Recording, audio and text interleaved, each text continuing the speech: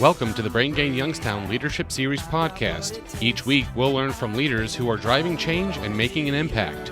Now here's your host, the CEO of the Youngstown Publishing Company, Jeff Leo Herrmann. Well, we are here today with Dennis Schiraldi. He is a longtime great friend of the Business Journal. Dennis, thanks for joining us on the Brain Gain Youngstown Leadership podcast. Absolutely, Jeff. Thanks for having me. I really appreciate it. Now, you're a prolific creator yourself, and so it's kind of a little bit meta to interview somebody that does interviews himself all the time and uses this format to do interviews. So we're thrilled to have you here today, Dennis. The words prolific usually don't precede what I have to say, but I really appreciate you saying that. And yeah, absolutely. It's always an interesting dynamic when I hop onto the other side. You know, you do the interviewing and you insert and you keep the conversation going, but you don't get to say much. So right. I'm on the other side of it. Hopefully I've got a few thoughts to share with you. Right. I mean, this is long overdue because Dennis, I see you at baseball games and the lake, I see you everywhere. Right. And so it's just one of those things that it's great to have you on the show and because you're a boomerang too. And so people need to know that what it takes these days to run a business, be an entrepreneur, all the hustle that you do. I mean, it's just great to have you here share your story on our side, your chance to share your story.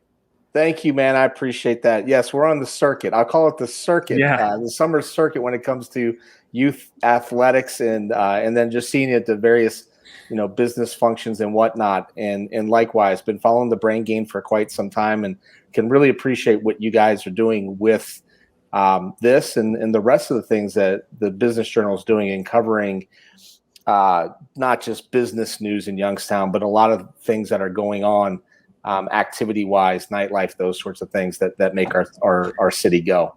Right. So give us the quick sketch before we jump in to the standard set of questions. Like, what's your focus these days? Tell us a little bit of, DOYO Live's been running a couple years, and obviously the entire event industry has been put upside down. So talk a little bit about DOYO.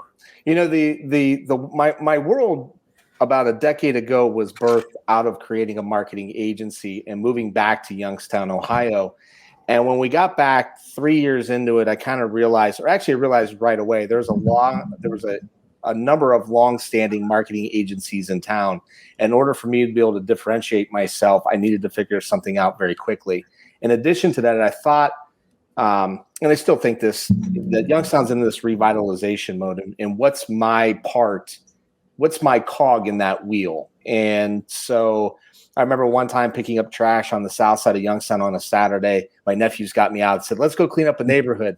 And then I came home, my own yard was a mess. So I was like, well, I don't think that's my place. What do I really know how to do? And it's marketing, it's business development. And so that's where I kind of came up with the idea of the conference. 4 years in, obviously COVID hit. And so, that obviously put a delay into the plans, but we've always had an online delivery of content.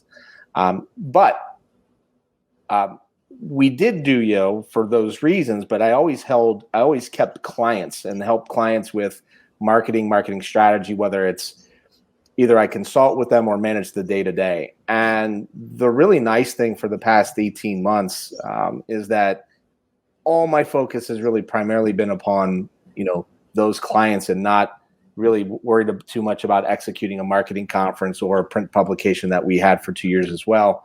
And, putting on a big marketing conference for 400 people attending comes with a little bit of pressure. Right. And so it's actually been kind of nice, just kind of kicking back, seeing what happens in the world events and what unfolds. In the meanwhile, making sure that my clients' businesses are thriving and growing through marketing efforts.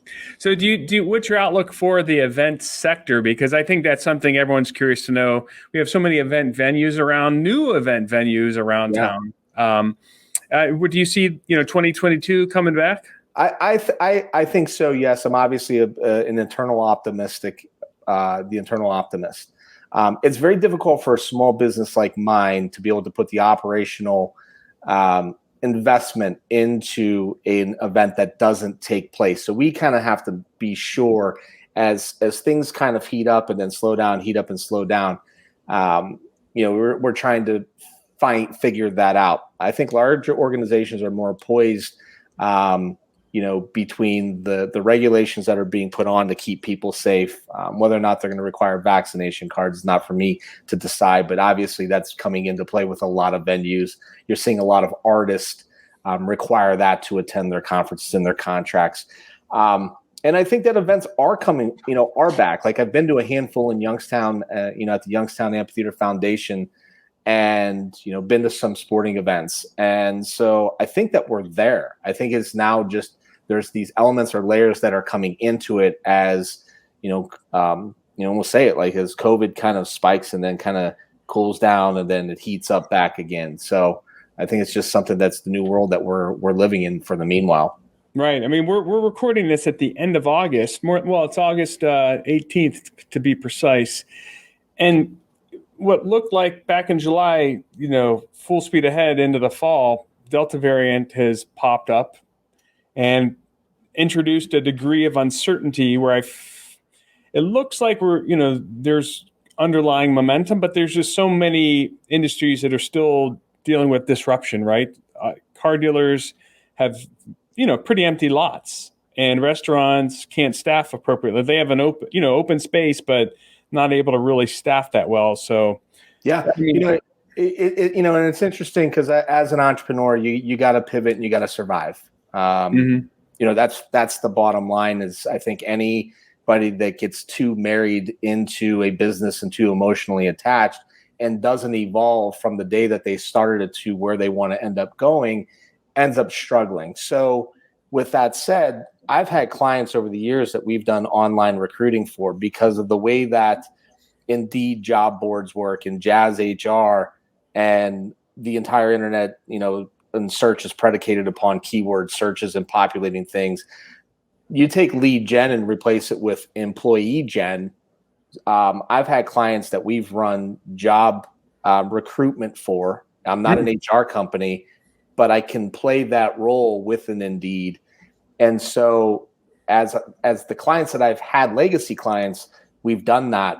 We just recently said, well, why isn't this a service that we start offering out there? Let's promote it in email and social media and say like, hey, we can help you with your online job recruitment.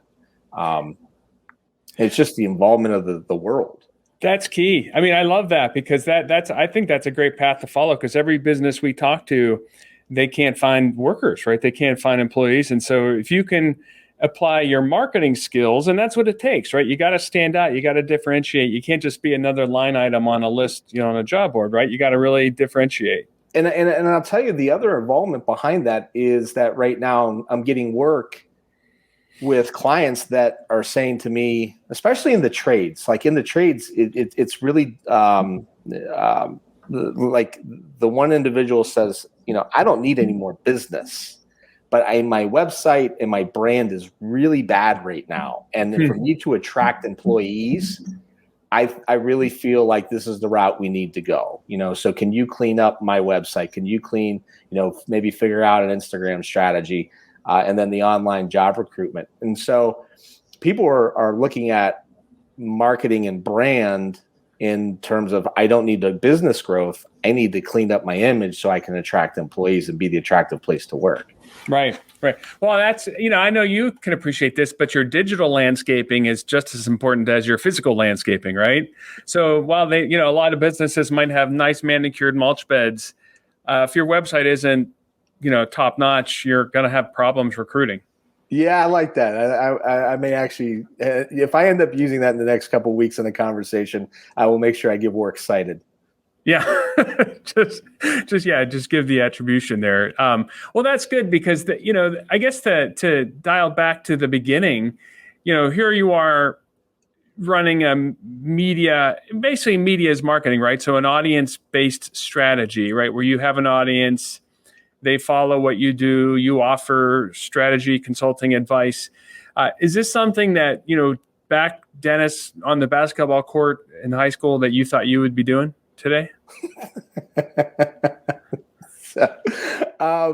Modern day media company. It's funny. It's like I've been preaching it for a decade now, and when I look around town, it finally seems like people started to listen and validate and follow suit. And the answer that would be short would be no. I do think that there's an element, though, that playing athletics, I figured that my life would revolve around being a coach. I had a love of basketball, went on to play in college, coached in college for 3 years, school teacher, and then changed into sales and marketing as a career. But when you really look at the business I run, yes, it's media driven. And the second half is a lot of it's about professional development and educating professionals. I tend to find myself hiring younger 20-somethings, and I'm getting farther away from the 20-something age, but like hiring 20-somethings because I like the idea of mentorship. And I'll go out and talk at a lot of high schools and even elementary schools about entrepreneurialism or marketing, or whatever it is they want me to go have a conversation with. So, I do think that back then there was a foundational thing that I wanted to coach. It's a different type of coaching. And then I'll leave you with this.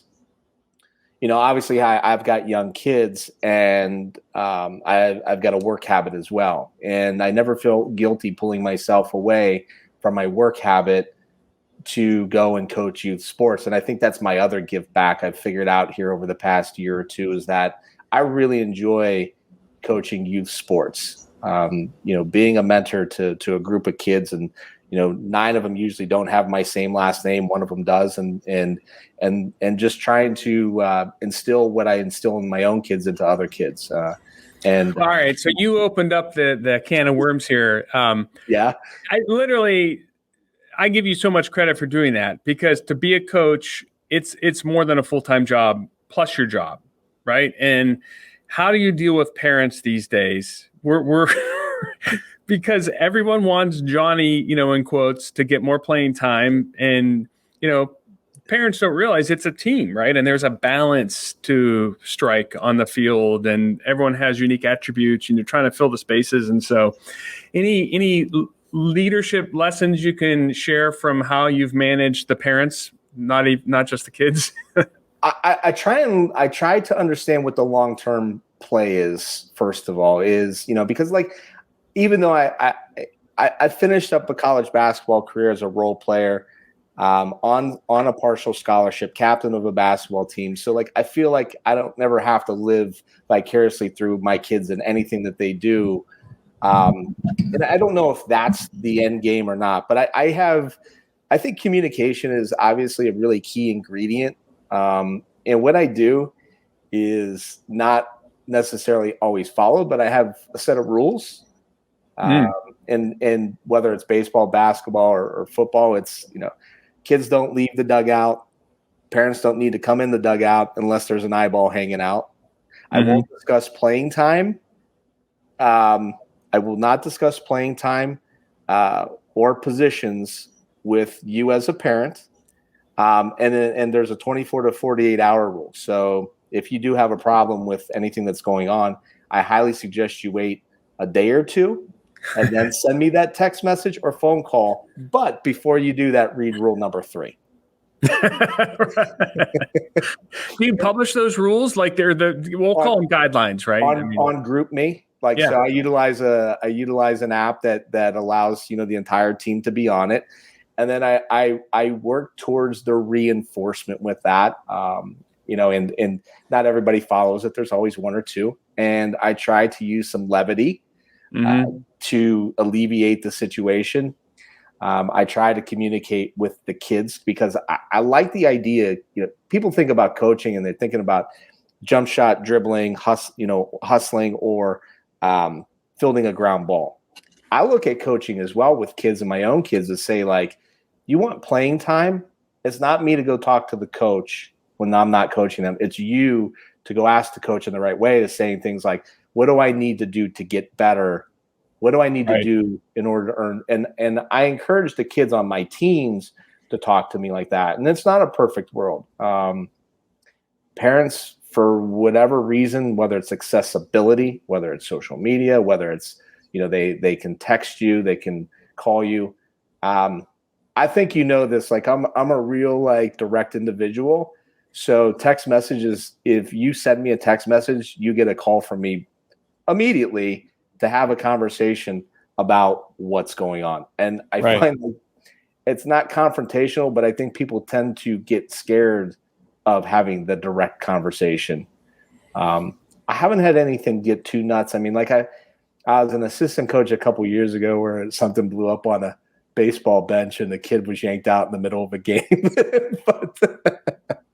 But you know what? If you stick around long enough, that crazy situation will say, hold my beer, because there's another one sometimes coming. But right. Bottom line, in a long-winded way, is I really feel like it's communication, it's reinforcement and conditioning of living it, living that mantra of whatever that is. And that crosses over, between coaching youth sports or in business in general.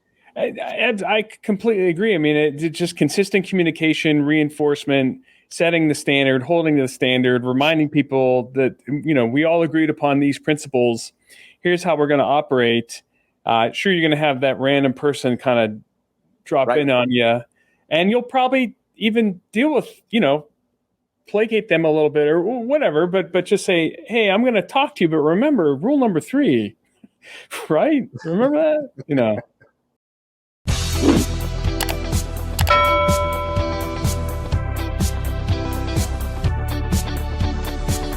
The Brain Gain is a collaborative effort, and we'd like to thank our headlining sponsors, including Farmers National Bank, Sweeney Chevrolet Buick GMC, the Mahoning Valley Manufacturers Coalition, and Southwoods Health.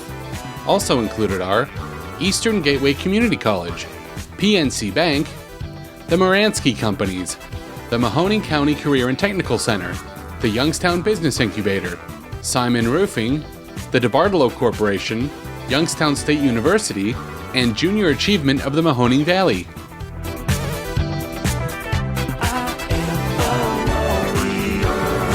Talk about your leadership strategy. Do you have like a book or maybe a creator you follow? I know we can't use Gary Vee as the example because he curses too much. You can't apply that to baseball because I feel like that's more inspiration and even maybe some tactical things. Yeah. Right. So early on, I read a lot of books on coaching, Rick Pitino to Bobby Knight, and John Wooden's book on the Pyramid of Success really, really always kind of like stood out at me. I feel like it has like the Dale Carnegie principles and a lot of these things of like being a servant leader, being the first in, the last out. Some of it's from experience of like, playing sports. It was like, I'm the captain of the team. I have to set the example. So I have to be first in all the sprints, and it sucks, but like somebody's got to do it. And somebody's got to push the other people to do it. Leaders eat last, like forcing yourself to do those little things, leading by example, and continually doing that. It's funny, and then the other one, so John Wooden's Pyramid of Success, great book, transitional across whatever you're doing, athletics or business. I like to find inspiration as well in leadership qualities, kind of like looking beyond like the traditional Jack Welch, here's your business book.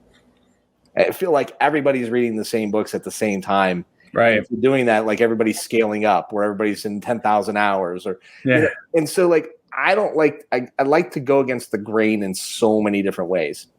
1776, Dan McCullough is about basically a young General George Washington being in charge to defeat the world's greatest army, navy, in the Revolutionary War. Fantastic book about just leading the troops into Boston and then back to New York. And that's a great book on leadership. The others are like Netflix documentaries. I've kind of replaced some of my book reading habits. So recently I watched like Clive Davis and David Geffen documentaries. Amazing documentaries, by the way, if you want to kind of get inspired as an entrepreneur, understand some of the leadership qualities that they had to drive their careers. The Defiant Ones with Dr. Dre and Jimmy Levine as well. Yeah, I haven't seen that yet. Like, is that HBO only? HBO only. Okay. And, I think that leadership is like, I think that some people think of leadership like presidential, like walk in and like, hey, I'm the leader. But the other thing about being a leader is like doing things that are really unpopular when nobody else feels like that's the way to go. Like Jimmy Levine, Dr. Dre, or, I look at myself as a leader, like humbly, very humbly, like, saying, hey, I think we could do a marketing conference in Youngstown, Ohio. And the first email that I ever got was literally like, some guy was like, how much? And I responded with, here's the value, and it's going to be $200. And the email back was, good luck with that. You'll never get that in Youngstown, Ohio. Right. And there's a lot of head scratching that was, going on, like, and leadership is having the gut to say, in the intuition to say, I need to go, I need to lead the way to go do this. Yeah, I want to tackle that. I want to dive into that for a sec. I hear that all the time, everywhere. Oh, everyone's cheap in this town. You're never going to get it done here. I mean, it's Youngstown. There's no money. I'm sorry. And I chalk it up to we're very pragmatic. We're very practical, right? This whole community is bootstrapped, right? But I'd have to imagine, and I hope, that with the amount of business flowing in and the amount of economic development happening, that's something that we don't hold on to maybe it's a convenient excuse. I'm asking people for money every day too. You're not going to get that in Youngstown. It's like, oh God, I want to challenge everyone out there to change that mindset. Stop using that excuse. And I think you hit it on the head, the value, right? What value can you create? That I challenge that status quo, and I've challenged it for 5 years now. And I think that there was a point in time in Youngstown when obviously our legacy with the steel industry collapsed. And if you were a have, you didn't want to let the have-nots know that, right? And there's some Midwest sensibilities that come along with it. But then again, I follow people on Instagram, and they go to Pittsburgh and Cleveland are having, $200 steak dinners, with a bottle of wine. I'm like, why does that steak dinner in Youngstown, Ohio, cost so much less? And so, or why if you could do that in Pittsburgh or Cleveland, why wouldn't you do that in your own hometown? Like, I don't get it. And so when I launched our print publication, which was really a high-end brand, native advertising play for the year, I feel was a ton of value. You got to keep your photos. There was networking events through the year. There was a digital component. But it was a kind of a luxe brand. And people, were, well, you're not going to get that in Youngstown, Ohio. But what inspired me to do that is going out to the Lake Club. And I know that you've had Ed Moransky on, and just a wonderful business leader in the community. And you look at what he's built out there and the size of the membership, and you say, wow, you know what? Guess what? Youngstown likes nice things. We may not brag about it. We may not, but like they like the pool, and they like the environment, and they like dining by the lake. So if there's that many people here that like that, then there's got to be a subset of those people that are going to like my brand, and or if it reflects some of those things. And so I think that move helped me to realize, don't lessen it because we're in Youngstown. People actually really do want nice things here, and they want good value, but are willing to pay for it. But I do hear that. I hear that all the time, and I get squeamish. Yeah. The other thing I hear about a lot too, that I'm really uncomfortable with, is the pay rate and the salary rate. So, the big myth, I think, is how much cheaper it is to live in Youngstown than it is to live elsewhere. And I think that the only place that you save on the dollar in Youngstown is the home that you purchase. Moving back from Cleveland, New York City, Columbus, a cup of coffee costs what a cup of coffee costs. Right. Our food costs here aren't significantly. I think they're actually on par with any place else in the country. Oh yeah, recently too. So your car's not cheaper. Your car insurance isn't cheaper. Your gas isn't cheaper. Actually, your gas might be a little bit less. So then we convince people to say, well, if you lived in New York, your salary would be $100,000 a year, but you come to Youngstown, you could live like a king on $65,000 a year. And why would I cheapen my worth? Like, I don't buy into that. I don't buy into that at all. Like, yeah, there's an economy of where you live, and cost of living might be more, and so you have to adjust the gross of the salary. But if my talent, I should be maximizing my talent for what the pay scale can get. And I don't really like the idea of recruiting people to pay them less because there's a perceived notion of a cost of living is less. Yeah, that's a good point. I mean, if you think about it, that way, I mean, you're right. Other than, housing, right, cost per square foot, which is quantifiable, there are people moving in from California. I've heard anecdotally a lot of people moving in, buying, big houses because they can, right? Right.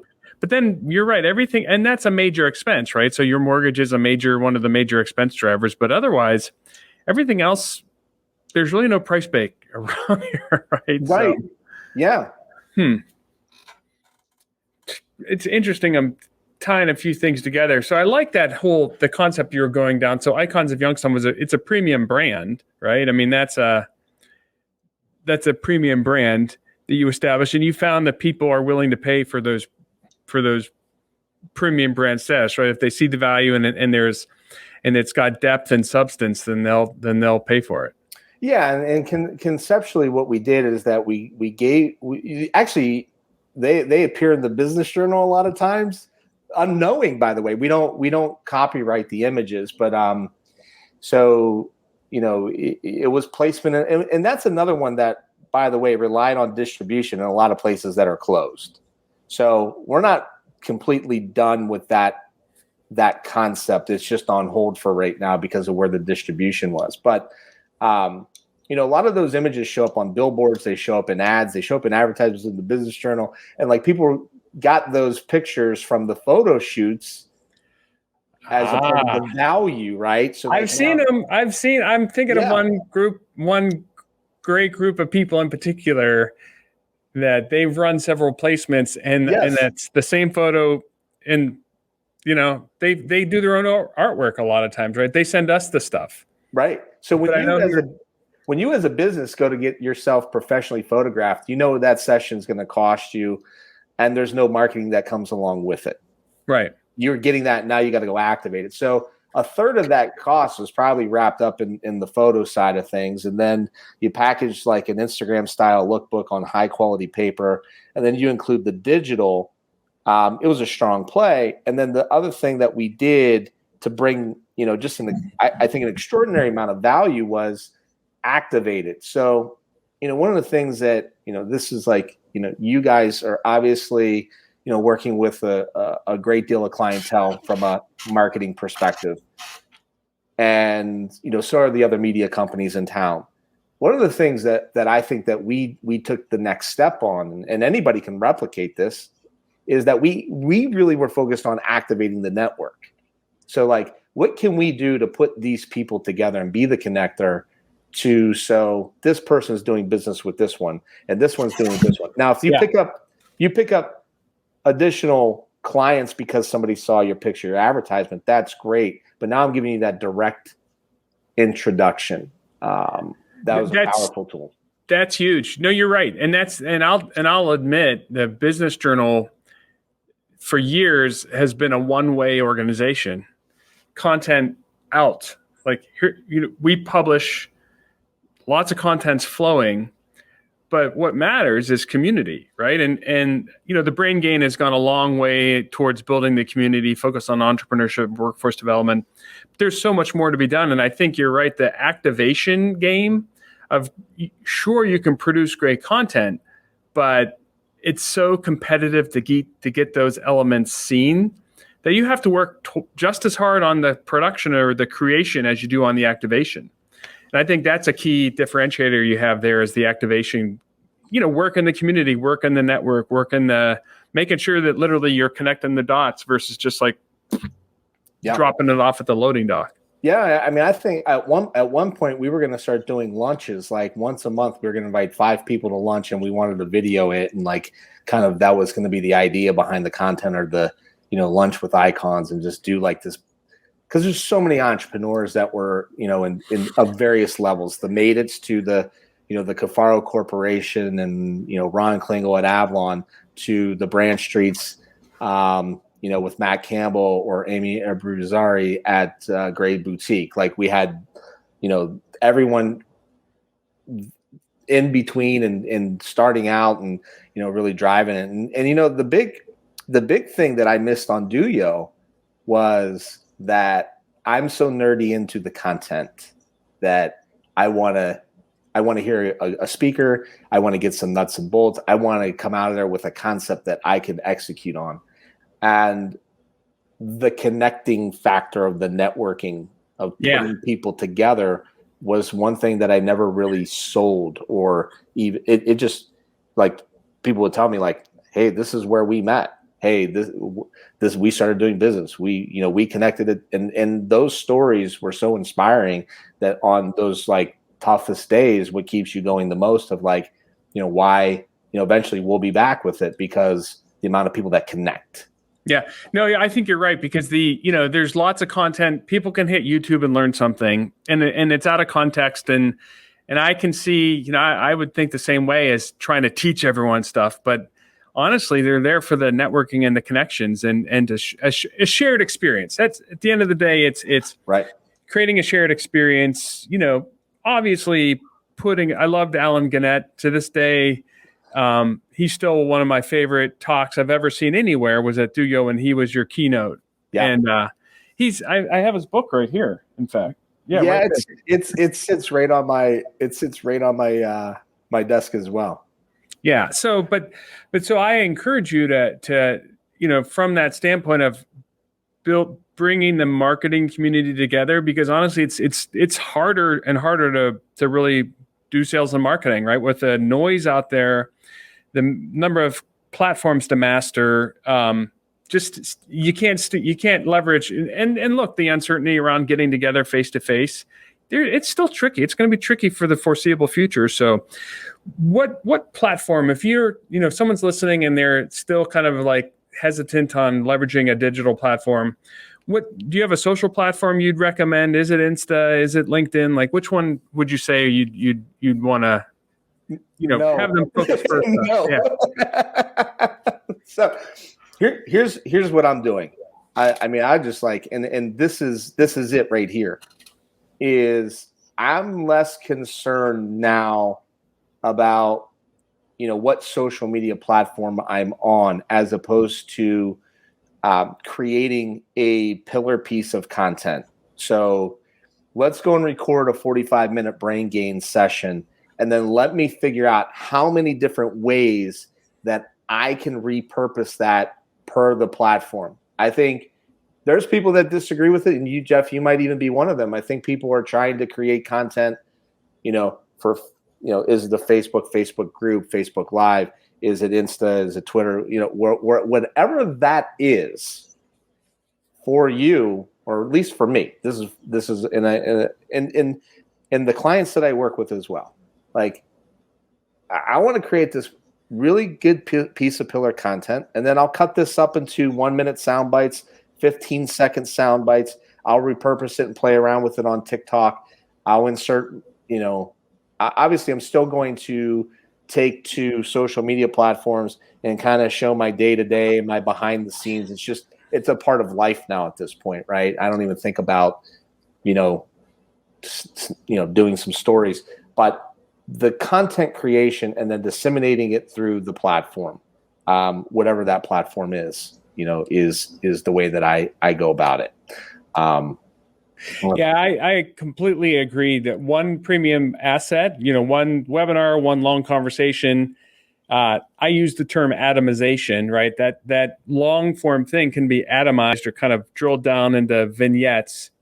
And so one webinar, something, do all the time, right? One webinar can yield 3 months of activations, right? These little vignettes, these little carve outs.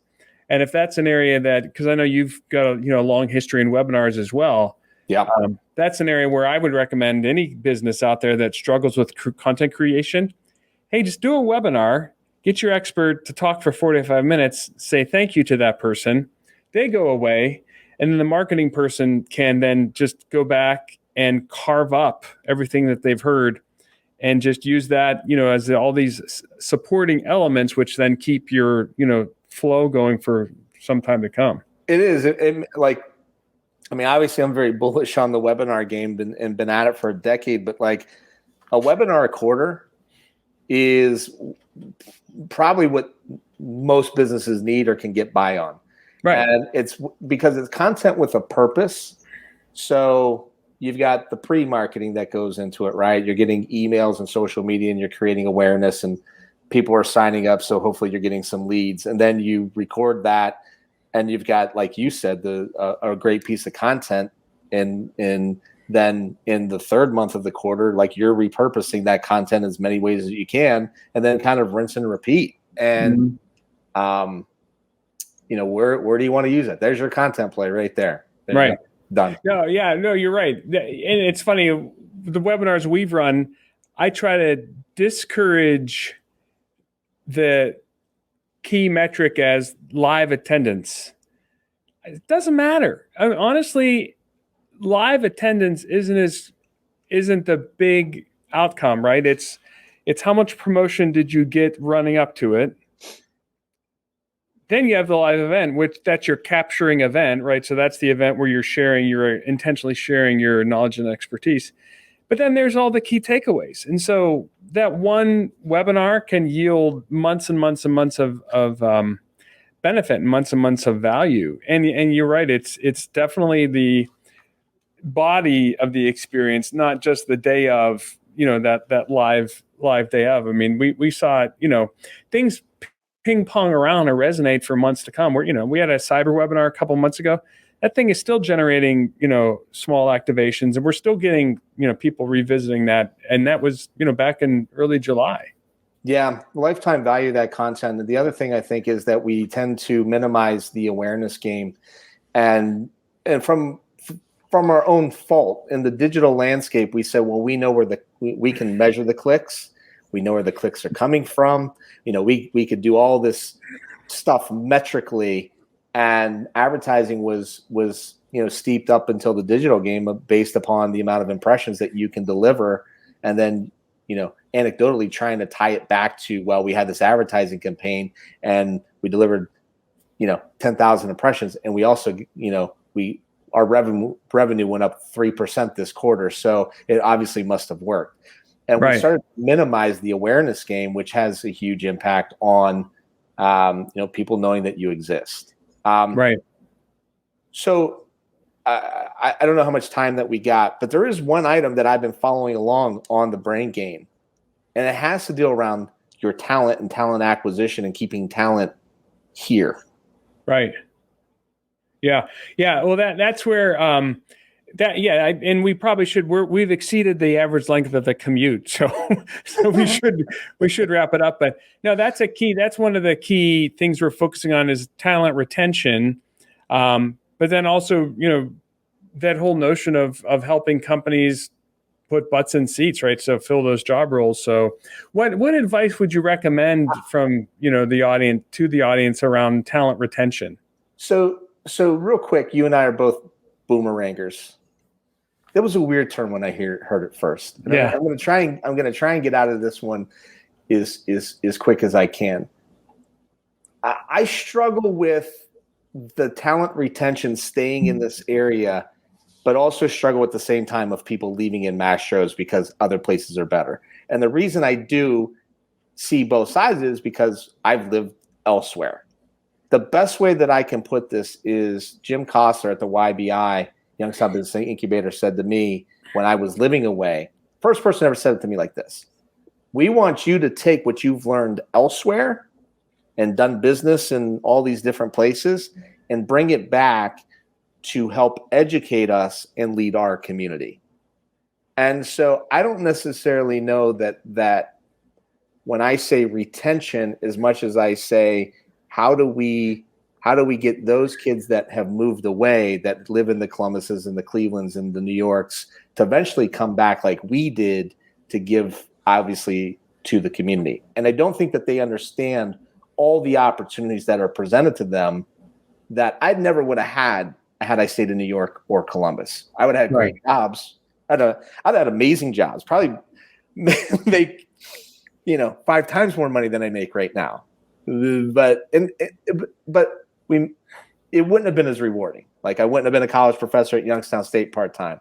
Marketing agency, possibly, conference, print publication, like all these things that I wanted to pursue, I was able to go and do that. So I don't know if that answers that question or not, but that's just kind of my area, because I've heard you guys talk about it so much, Oh yeah. No, you're right. It's the trend we're seeing, and I think it's a good trend, is living here. And even if you live here, because Columbus had the stat, my buddy Chris at Ohio X promotes the fact that Columbus is the most friendly remote working city, meaning a lot of Columbus residents have jobs that, where they're effectively remote for, say, a California-based organization. Yep. That's still good, because as long as you are in that community, send your kids to school in that community, spend your money locally and support local businesses, and say you can even do it at a higher rate, I still think that's a strong showing for the community, right? Is to pick up and move completely. Yeah, that's counter to what we're trying to accomplish. Yeah. But to support people that want to work remote, and I've seen several people move into my neighborhood that they moved back because they could. Hey, I'm remote now, so I might as well just move back here. So that's a good trend we want to see, because they're still spending their money locally here, right? Still supporting local business, restaurants, schools. Exactly. So. All right. Well, Dennis, I know. Is there anything else you wanted? Because we are going a little long here. Normally we. Thank you. I appreciate the opportunity to come on, and this was great to sit down and chat. I appreciate the opportunity to be on the Brain Gain. Keep doing what you guys are doing. I think that it's making a difference in the business community. People are talking about it, and just. Do you have a challenge or an ask? I know. To get people, I know you're doing a lot of, you still have a lot of media content production, some shows flowing. So what, promote what you're focused on right now. Just, why not, right? That's always, my wife's like, you're horrible at self-promotion. I was like, I know, I'm in marketing, and I don't know, you can go to our website, doyolive.com. We just recently launched The Dirt. It's a podcast that is featured that basically features people getting it done in business, in life, and in the community. And you want to be on it? Sign up, fill out the form, be on The Dirt. We'd love to get you on. That's awesome. And is that an example of come on, have a longer form conversation, and then they'll see lots of benefits down the road from that? I live it. Love it. I live and breathe the advice, man. Fantastic. That's great. Well, Dennis, appreciate you joining us today. You're a longtime friend of the Business Journal, and you definitely appreciate what you do, and hope to see DOYO coming back strong, right? So I know that, like you said, it's pulling that community together and connecting those dots, like that last mile of, hey, I saw you and let's do something together. I think that's really important. Sounds good, brother. Thank you. All right, Dennis. See you, man.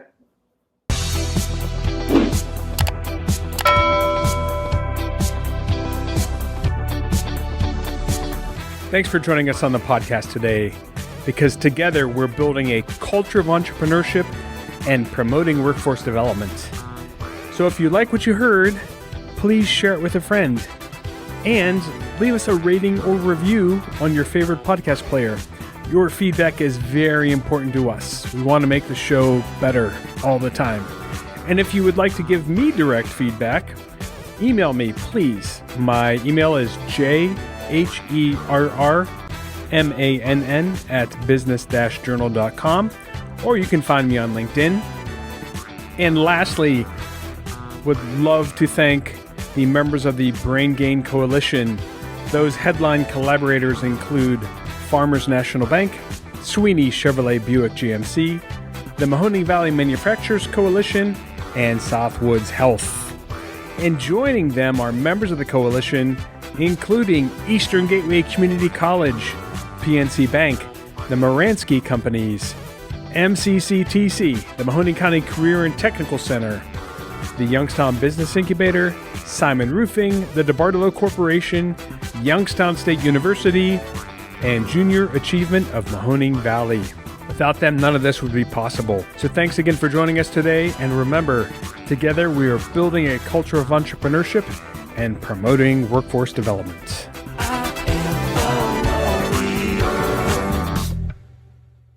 Thanks for watching the video. Be sure to like, subscribe, and hit that little bell for notifications. And also make sure to connect with us on Twitter, Facebook, and LinkedIn. For all of your business news, visit businessjournaldaily.com. For all of your arts and entertainment news, go to afterhoursyoungstown.com.